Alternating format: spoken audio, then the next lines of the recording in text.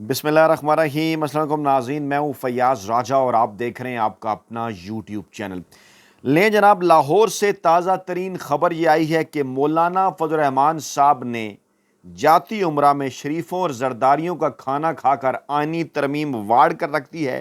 काजी फ़ैज़ ईसा साहब के साथ सरे दस्त और इस चुंतखब हुकूमत के साथ भी बहुत बड़ा हाथ हो गया है। मौलाना साहब गेम डाल चुके हैं और इस दौरान अब पाकिस्तान तहरीक इंसाफ को वक्त मिल गया है दोबारा से अपनी सफ बंदी करने का कि क्या वो इस्लामाबाद समेत पूरे मुल्क में एहतजाज का सिलसिला एक बार फिर शुरू करके इस आइनी तरमीम को रोक सकते हैं या फिर इमरान खान से मुलाकात करके उनसे नई हदायत ले सकते हैं। तफसीलात रखेंगे जनाब आपके सामने। और वो जो कहा जा रहा था कि जनाब इत्तफाक राय हो गया, आखिर में सब कुछ साबित हुआ ठुस। अब से थोड़ी देर पहले की इत्तलात के मुताबिक वफाकी काबीना का जो इजलास था वो भी मुलतवी कर दिया गया है और इस इजलास के अंदर इस आइनी तरमीम की मंजूरी ले जाना थी। कौमी और सूबाई असम्बली कौमी असम्बली और सेनेट के इजलास क्योंकि बुलाए जा चुके थे, उनको मुलतवी नहीं किया गया, वो होंगे, लेकिन ज़राए का ये कहना है कि उनके अंदर आइनी तरमीम का एजेंडा जो है, उस एजेंडा आइटम के अंदर आइनी तरमीम का जो बिल है वो शामिल नहीं है। लेकिन जो खसूसी कमेटी का इजलास कल पाकिस्तान तहरीक इंसाफ की दरख्वास्त पर मुलतवी किया गया था वो आज होना है। पहले तफसीलात आपके सामने रखते हैं। खाना शाना खाया मौलाना फजल रहमान साहब ने, आसिफ जरदारी साहब पहुँचे थे, नवाज शरीफ साहब मौजूद थे, जाती उमरा में शहबाज शरीफ भी पहुँचे, इसहाक डार भी पहुँचे, बिलावल भुट्टो भी और दीगर लोग भी। और बाद में फिर एक प्रेस कॉन्फ्रेंस हुई बिलावल भुट्टो जरदारी की इसहाक डार के साथ और इसके साथ साथ मौलाना फजल रहमान के साथ। और लफ्ज़ क्या इस्तेमाल किया गया इसके अंदर, उन्होंने ये नहीं कहा कि आइनी तरमीम के ऊपर इत्तफाक हो गया है। मौलाना फजल रहमान ने कहा कि अदालती इस्लाहात की हद तक इत्तफाक राय हो गया है, यानी अदालती इस्लाहात हमने करनी है, इस बात के ऊपर इत्तफाक राय हुआ है। तो इस बात के ऊपर तो मौलाना साहब पहले ही इत्तफाक राय था। और अब से थोड़ी देर पहले पाकिस्तान तहरीक इंसाफ के रऊफ़ हसन साहब, पाकिस्तान तहरीक इंसाफ के रहनुमा रऊफ़ हसन साहब ने ये इंकशाफ किया है कि अदालती कि जो आइनी बेंच है उसकी जो शर्त थी, उसका जो नुक्ता था, आइनी अदालत की बजाय जो आइनी बेंच का नुक्ता था, यह पाकिस्तान तहरीक इंसाफ का तसव्वुर था। और ये पाकिस्तान तहरीक इंसाफ ने मौलाना फजल रहमान को कहा और उन्होंने अपने बिल के अंदर इसको शामिल किया। और आज मौलाना फजल रहमान ने भी प्रेस कॉन्फ्रेंस के अंदर एक बड़ी ख़ास बात की जो कि ये ज़ाहिर करती है कि पाकिस्तान तहरीक इंसाफ के बग़ैर ये आइनी तरमीम नहीं हो पाएगी। और बिलावल भुट्टो जरदारी साहब की मौजूदगी में जो कुछ मौलाना फजल रहमान ने ये कहा, इस्लामाबाद के बाखबर हल्के इसको जो है वो बिलावल भुट्टो जरदारी साहब के लिए तेल वाला डंडा करार दे रहे हैं, क्योंकि बिलावल भुट्टो जरदारी साहब खासे उन्होंने आनियाँ जानियाँ रखी मौलाना फजल रहमान साहब के दर के ऊपर, वो आते जाते रहे लेकिन बहरहाल उन्हें कामयाबी ना मिल सकी। लाहौर में साबिक वज़ीर-ए-आज़म नवाज शरीफ से मुलाकात के बाद जमीयत उलमा इस्लाम के सरबराह मौलाना फजल रहमान ने प्रेस कॉन्फ्रेंस की। इसहाक डार और बिलावल भुट्टो उनके साथ मौजूद थे। उन्होंने कहा जनाब कि नून लीग और इत्तेहादी जमात पीपल्स पार्टी जो है, इनसे अदलिया में इस्लाहात की हद तक हमारा इत्तफाक राय हो गया है। आइनी तरमीम के ऊपर नहीं, इस्लाहात की हद तक इत्तफाक राय हुआ है। और पार्लियामेंट की बालादस्ती जिन तरामीम से मुतासिर होंगी ऐसी तरामीम के वो कायल नहीं हैं और वो आज तहरीक इंसाफ की क़यादत से मुज़ाकरात के लिए इस्लामाबाद जाएंगे। यानी मौलाना फजल रहमान साहब ने भी वाज़े कर दिया नवाज शरीफ को भी, आसिफ जरदारी को भी, कि नहीं जनाब, पाकिस्तान तहरीक इंसाफ की क़यादत से मुज़ाकरात के बग़ैर मैं आगे नहीं बढ़ सकता। और जरदारी, बिलावल भुट्टो, फजल रहमान, नवाज शरीफ, शहबाज शरीफ, इसहाक डार, दीगर तमाम लोग मौजूद थे। मुशावरत की मोहसिन नकवी साहब भी मौजूद थे, वज़ीर कानून आज़म नज़ीर तारड़ साहब भी मौजूद थे और और मरियम नवाज साहबा भी मौजूद थी। अटार्नी जनरल मंसूर उस्मान साहब भी मौजूद थे। किस किस की नुमाइंदगी किसकी तरफ से थी आपको अच्छी तरह से अंदाज़ा है। और फिर बिलावल भुट्टो ने कहा कि मुशावरत के बाद हम इत्तफाक राय की तरफ बढ़ते जा रहे हैं और मुनासिब वक्त पर, आज का भी उन्होंने भी जिक्र नहीं किया, यानी आज जो इजलास बुलाया गया था 17 तारीख को, पूरा प्लान था, वो प्लान एक बार फिर मुकम्मल तौर पर हो गया नाकाम। जैसा कि आज से तकरीबन कोई एक माह पहले भी इसी तरह से इनका प्लान नाकाम हुआ था। बिलावल भुट्टो जरदारी ने कहा कि मुनासिब वक्त पर आइनी तरमीम की दोनों ऐवानों से मंजूरी लेंगे और आज इत्तफाक राय है तीनों जमातों के दरमियान कि जनाब हम जो है वो अदालती इस्लाहात करेंगे। और शहबाज शरीफ साहब ने जुमरात की दोपहर को 1:30 बजे पार्लियामेंट हाउस में कैबिनेट का इजलास तलब किया था, वो अब कैंसिल कर दिया गया है। اور پہلے کہا جا رہا تھا اس میں منظوری لی جائے گی، اب کیونکہ اتفاق رائے نہیں ہو سکا مسودے کے اوپر منظوری نہیں لی جا سکتی، اور پارلیمان کی جو خصوصی کمیٹی ہے اس کا اجلاس بہرحال 12 بجے کے قریب جو ہے وہ 11:30 بجے کے قریب جو ہے وہ پارلیمنٹ ہاؤس میں طلب کیا گیا ہے، اور پی ٹی آئی نے یہ کہا تھا کہ وہ اپنا مسودہ آج لے کر آئیں گے، اور اس سے پہلے ان کی مولانا فضل الرحمان سے ملاقات بھی ہوگی۔ اور اب اس کے اندر اپنی اپنی ڈفلی، اپنا اپنا راگ ہے۔ ایم کیو ایم کن شرائط کے اوپر ووٹ کرنا چاہتی ہے، وہ اختیارات مانگ رہی ہے مقامی حکومتوں کے اندر، جس پر پاکستان پیپلز پارٹی کو اعتراض ہے۔ عوامی نیشنل پارٹی اور جو ہے وہ بلوچستان عوامی پارٹی، وہ یہ چاہتی ہیں کہ بلوچستان کی نشستیں 65 سے بڑھا کر 101 کر دی جائیں، ان کی اپنی ڈفلی ہے، اپنا راگ ہے، وہ یہ چاہتے ہیں۔ مولانا فضل الرحمان صاحب اس معاملے کے اندر سروسز چیف کے سربراہان کی تقرری کا جو معاملہ ہے اور تعیناتی کا جو معاملہ ہے وہ بھی چاہتے ہیں، جبکہ نون لیگ چاہتی ہے کسی نہ کسی طریقے سے عمران خان اور پاکستان تحریک انصاف کو فکس کرنے کے لیے قاضی فیض عیسیٰ صاحب کو برقرار رکھا جائے۔ پیپلز پارٹی اس کے اندر کچھ اور اپنے مطلب چاہتی ہے آئینی بینچ بنا کر، اور قاضی فیض عیسیٰ صاحب سر دست جو ہے وہ فارغ ہوتے نظر آ رہے ہیں، اور جب قاضی فیض عیسیٰ صاحب فارغ ہوں گے تو یقینی طور پر اگلی بڑی جو ایکسٹینشن ہے جو نومبر 2025 میں ہونی تھی وہ بھی فارغ ہوتی نظر آ رہی ہے۔ اسحاق ڈار صاحب کہتے ہیں کچھ نکات پر ابھی مزید پیش رفت ہوگی اور 1-2 روز میں پیش رفت ہوگی۔ یہاں سے یہ بات واضح ہو جاتی ہے کہ دال میں کچھ کالا ہے، جو کہہ رہے تھے آج کریں گے ہم، وہ اب کہہ رہے ہیں 1-2 روز لگیں گے۔ اور پھر انہوں نے کہا کہ فوجداری قوانین میں ترمیم کے ذریعے انصاف کے اصول کو ہم جلد ممکن بنانا چاہتے ہیں، اور لیکن مقصد ان کا کیا ہے؟ عمران خان اور پاکستان تحریک انصاف کے خلاف کارروائیاں کرنا۔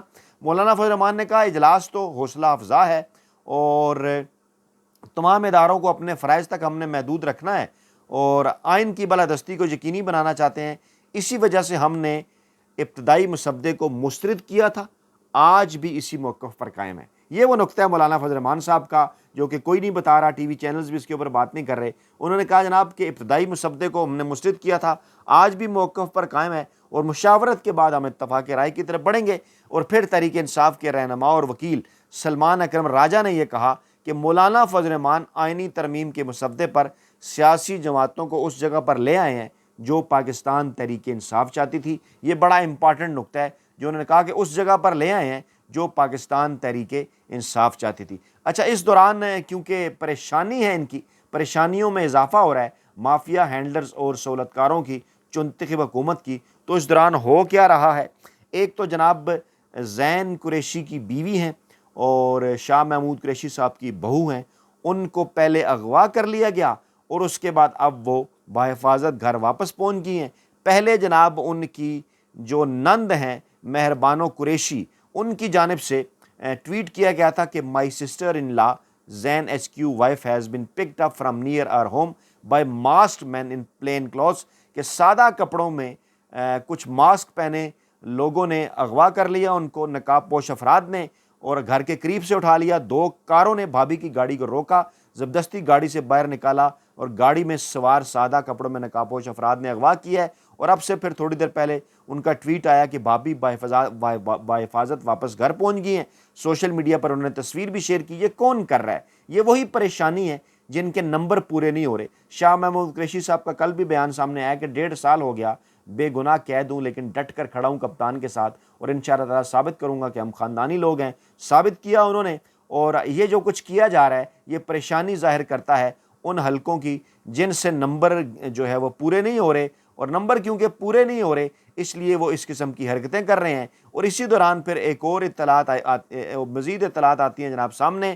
پارلیمنٹ لاجز میں میرے فلیٹ پر پولیس نے چھاپا مارا۔ اختر مینگل صاحب یہ دعویٰ کرتے ہیں، بلوچستان نیشنل پارٹی کے رہنما ہیں، ان کے قائم مقام صدر ساجد ترین اپنے بیان میں انہوں نے کہا کہ جب چھاپا مارا گیا تو وہ موجود تھے، اور کہا گیا کہ ہمارے خلاف انٹیلیجنس رپورٹ ہے، اور میں نے اور بی این پی رہنما نے پولیس کارروائی کی مذمت کی اور کہا کہ ایسے ہتھکنڈوں سے ان کی جماعت کو ڈرایا نہیں جا سکتا، اور عدالتی پیکج کی ووٹنگ پر ان کی پارٹی کے سینیٹرز اس قسم کی حرکتوں سے جو ہے وہ دباؤ میں نہیں آئیں گے۔ یعنی اب اس قسم کی حرکتیں کی جا رہی ہیں انہیں جو ہے وہ دباؤ میں لانے کے لیے، اور مقصد ان تمام تر چیزوں کا کیا ہے کہ کسی نہ کسی طریقے سے جناب عمران خان اور پاکستان تحریک انصاف کے خلاف یہ جو غیر آئینی ترمیمی پیکج ہے یہ منظور کروا لیا جائے، کیونکہ ان کی دکانیں بند ہو جائیں گی، جب عمران خان کی ایک بار پھر واپسی ہوگی تو یہ چاہتے ہیں کہ عمران خان اور پاکستان تحریک انصاف پر پابندی لگ جائے۔ اور جمائمہ بھی اس موقع پر ایک بار پھر کھل کر سامنے آئیں۔ ان کا دوسرا ٹویٹ یہ بتا رہا ہے کہ معاملات سنجیدہ ہیں، انٹرنیشنل لیول پر وہ بھی معاملات کو اٹھا رہی ہیں۔ حالات یہ بتا رہے ہیں کہ عمران خان صاحب کو کس طرح رکھا گیا ہے اس آئینی ترمیم کرنے کے لیے، تاکہ ان کے ساتھ پارٹی کا کوئی رابطہ نہ ہو۔ جمائمہ گولڈ سمتھ نے اظہار تشویش کیا۔ انہوں نے کہا جناب قید تنہائی میں رکھا گیا عمران خان کو، جیل میں عمران خان کے سیل کی بجلی کاٹ دی گئی ہے اور اپنے بیٹوں سلمان اور قاسم سے بات کرنے کی اجازت نہیں دی جا رہی۔ گزشتہ چند ہفتوں سے میرے بچوں کے والد عمران خان کے ساتھ جیل میں سنگین چیز یہ ہوئی ہے کہ پاکستانی حکام نے اہل خانہ اور وکلاء کو بھی ان کے ساتھ ملاقات کی اجازت نہیں دی۔ تمام تر عدالتی کارروائیاں ملتوی کر دی ہیں۔ ملاقاتوں پر پابندی عائد کرنے کے ساتھ ساتھ عدالتی حکم کے خلاف قاسم اور سلمان کی فون پر بات بھی 10 ستمبر کے بعد سے ختم کر دی گئی ہے۔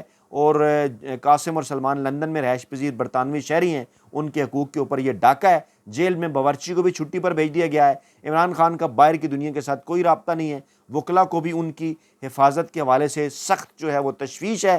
جماعت کے اراکین اور حمایتیوں کو نشانہ بنایا جا رہا ہے۔ پاکستان میں تمام سیاسی اپوزیشن انہیں جو ہے وہ پاکستان میں جتنی بھی جو سیاسی جماعتیں عمران خان کے خلاف ہیں انہیں خاموش کرنے کی وہ کوششیں کر رہی ہیں، اور تمام سیاسی اپوزیشن اور انہیں خاموش کرنے کی کوششیں حکومت کی جانب سے کی جا رہی ہیں۔ اور عظمیٰ خان اور علیمہ خان کو پرامن احتجاج کے دوران گرفتار کیا گیا، وہ بھی جیل میں ہیں، ان کو قید کرنے کے لیے کوئی قانونی بنیاد نہیں ہے۔ معاملے کی سنگینی کو دیکھا جانا چاہیے۔ پاکستانی اداروں کو، عالمی اداروں کو عمران خان کی بہنوں اور بھانجے کو اغوا کیا جائے، بیٹوں سے دوبارہ رابطہ بحال کیا جائے، یقین دہانی انہیں کرائی جائے کہ عمران خان ٹھیک ہیں اور ان کے ساتھ برا سلوک جو ہے وہ نہیں ہو رہا۔ پاکستان تحریک انصاف جس کے پاس دوبارہ سے جسے کچھ وقت ملا ہے جو ہے وہ ان کے متعلق یہ کہا جا رہا ہے۔ آج شیخ وقاص اکرم کی اسٹیٹمنٹ بھی آئی، انہوں نے کہا کہ ایک بار پھر آج سے ہم پورے ملک کے اندر، اسلام آباد سمیت پورے ملک کے اندر جو ہے وہ احتجاج کی کال دے سکتے ہیں۔ صدر پی ٹی آئی اسلام آباد عامر مغل جو پہلے بھی فرنٹ فٹ کے اوپر احتجاج کرتے رہے، انہوں نے کہا کہ اگر آئینی ترامیم روکنی ہے تو ڈی چوک پر فوری احتجاج ناگزیر ہے، اور عمران خان کا واضح حکم ہے کہ آئینی ترامیم کے خلاف احتجاج جو ہے وہ جاری رکھا جائے، اور اس وقت تک ہمیں قیادت پر اس وقت تک اعتماد ہے جب تک عمران خان کو ان پر اعتماد ہے۔ اگر یہ ٹولہ جو ہے نواز شریف زرداری ٹولہ اگر آئینی ترامیم کے اندر کامیاب ہو گیا تو جد و جہد لمبی اور مشکل ہو جائے گی۔ انہوں نے کہا کہ میرے اوپر کانسٹیبل کا قتل ڈال کر، جھوٹا کیس ڈال کر احتجاج سے روکنے کی کوشش کی گئی، لیکن میں اس احتجاج سے ہٹنے والا نہیں۔ پہلے بھی ہماری قیادت 15 اکتوبر کا جو احتجاج ہے وہ جناب ملتوی کر چکی ہے، لیکن اب ہم مزید آگے کسی بھی احتجاج کو جو ہے وہ ہم ملتوی نہیں ہونے دیں گے۔ عمران خان کے سپاہی ہیں، عمران خان کے کھلاڑی ہیں، عمران خان کے ساتھ جو ہے وہ ڈٹ کر کھڑے ہوئے ہیں، اور ان معاملات کو ضرور توڑ پہنچائیں گے۔ کسی صورت ہم جو ہے وہ آئینی ترمیم نہیں ہونے دیں گے۔ کے پی کے سے بڑا فیصلہ آیا اسلام آباد پر، کے پی کے ہاؤس پر جو اسلام آباد میں حملہ ہوا تھا اس کے ذمہ داروں کے خلاف فوری فوجداری کارروائی کا فیصلہ ہوا ہے۔ سیکرٹری ایڈمنسٹریشن کو خط بھی لکھ دیا گیا ہے کے پی کے سیکریٹریٹ کی جانب سے، اور کہا گیا جناب کہ مجرمانہ فعل ہے، فوری طور پر سیکرٹری ایڈمنسٹریشن ایڈوکیٹ جنرل کی مشاورت سے معاملات کو آگے بڑھائیں اور ملوث افراد کے خلاف قانون کے مطابق کارروائی کریں۔ اور انہوں نے واضح کیا کہ کے پی اسمبلی میں آ کر معافی مانگنا ہوگی آئی جی اسلام آباد کو، اور نہیں معافی مانگیں گے تو جہاں وہ ہوگا وہاں پر جا کر ہم بدلہ لیں گے۔ یہ سرکاری گنڈا ہے، اس فلور پر آ کر معافی مانگے گا، ورنہ آئی جی جہاں بھی ہوگا ہم اس سے اپنی جو ہے وہ بے عزتی کا ہر صورت جو ہے وہ بدلہ لیں گے۔ سپریم کورٹ آف پاکستان سے اس قسم کی اطلاعات ہیں پراسرار خاموشی کے بعد کہ سپریم کورٹ آف پاکستان کے جو ججز ہیں آئین اور قانون کے ساتھ، جو درجن بھر ججز ڈٹ کے کھڑے ہوئے ہیں، وہ اس وقت انتظار کر رہے ہیں کسی بھی ایسی غیر آئینی، غیر قانونی، انہونی حرکت کا اس موجودہ منتخب حکومت کی جانب سے۔ اس کے بعد وہ اپنا آئینی اور قانونی فیصلہ، آئینی اور قانونی رد عمل دینے کے لیے جو ہیں وہ تیار ہیں۔ کہا یہ جا رہا ہے کہ اس حوالے سے بنیادی سطح کی جو مشاورت ہے وہ سپریم کورٹ کے 12 سے زائد جو جج صاحبان ہیں انہوں نے پہلے سے ہی کر رکھی ہے، اور یقیناً اگر حکومت کی جانب سے کوئی بھی غیر آئینی، غیر قانونی کام کیا گیا 26ویں آئینی ترمیم کے اندر تو یقینی طور پر سپریم کورٹ آف پاکستان کی جانب سے انہیں ایک بڑا سرپرائز ملے گا، ایک ایسا سرپرائز ملے گا جو موجودہ چیف جسٹس قاضی فیض عیسیٰ صاحب کو بھی حیران کر دے گا۔ قاضی فیض عیسیٰ صاحب جن کی مدت ملازمت ختم ہونے میں اب کوئی تقریباً 8-10 دن ہی باقی رہ گئے ہیں، لیکن اس کے باوجود آج 17 کو انہوں نے پھر وہ آئینی ترمیم والا اور دیگر کیسز پاکستان تحریک انصاف کے والے اپنے سامنے ہی لگا رکھے ہیں تاکہ جلدی جلدی مزید سرو کر کے جائیں اسٹیبلشمنٹ اور چندخب حکومت کو۔ لیکن اب یہ سارا معاملہ اتنا آسان نہیں رہا۔ اپنا بہت خیال رکھیے گا، دعاؤں میں یاد رکھیے گا۔ نئی ویڈیو کے ساتھ جلد حاضر ہوں گے اللہ نے کے بعد۔